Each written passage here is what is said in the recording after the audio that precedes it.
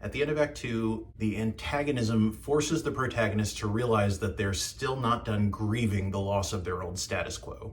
They can make as much progress as they want with their arc, but they'll never be finished with it until they can make peace with what their life was like before they started arcing. So usually at the end of Act 2, the protagonist suffers a major demoralizing setback. The antagonism sucker punches them right in the rawest point of their Achilles heel. Can they come back from it? Well, in Act 3, we find out. In Act 3, we're building up to the final confrontation between protagonism and antagonism. We're approaching the finish line, the objective, the main big objective that we've been fighting for the whole story. So Act 3 starts with Sequence 7, 3 to 5 scenes, where the protagonist goes through the steps of making peace with the before.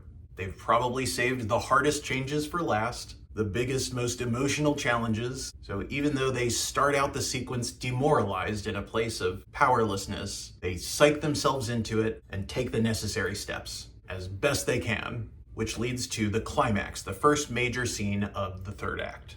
In the climax, the protagonist permanently changes from before to after. It's the last step, the biggest step of the process. They have to take an action. They have to perform something, behave a certain way, feel something, think something, believe something that they absolutely would not have in their first scene, in the audience's first impression. So what is the most meaningfully different action that your protagonist can take in the climax than the way that they're behaving during the audience's first impression of the character? They muster up the strength to do it and they defeat their antagonism. Or they try and they fail and it's a tragedy, a decisive loss. Or it's a tie in a meaningful way. So in the climax, the protagonist permanently changes to after. You demonstrate it in that scene, and that scene is followed by Sequence 8, the last sequence, 2 to 4 scenes, although often shorter. Often the whole third act is shorter than the other two, because once you blow up the Death Star, how many more scenes can you have?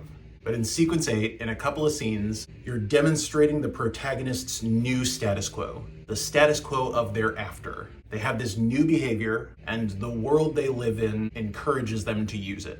The status quo might allow the protagonist to return to their old behaviors that they had at the beginning of the arc, but the protagonist doesn't need to do it anymore. So what is this status quo? What does the rest of their life look like? And then the last scene of Sequence 8 of the third act of the whole story is the audience's last impression, wherein you demonstrate in the clearest way, down to the clearest action, what the protagonist's after is like. Which action demonstrates their new behavior? And how does the storyteller feel about it? And how is the audience supposed to feel about it? And that's 8 sequence structure. I do want to stress this is just one example of a character arc. It's a common one, it's an archetypal one, but you can change it up. The important thing to remember is that the audience is conditioned to expect 7 major scenes and 8 sequences. You can't get around the beginning being the audience's first impression and the ending being the audience's last impression. And I do think it's a good idea to take the milestones of the protagonist's arc and use those to create those 7 major scenes. And then the 8 sequences are the connective tissue.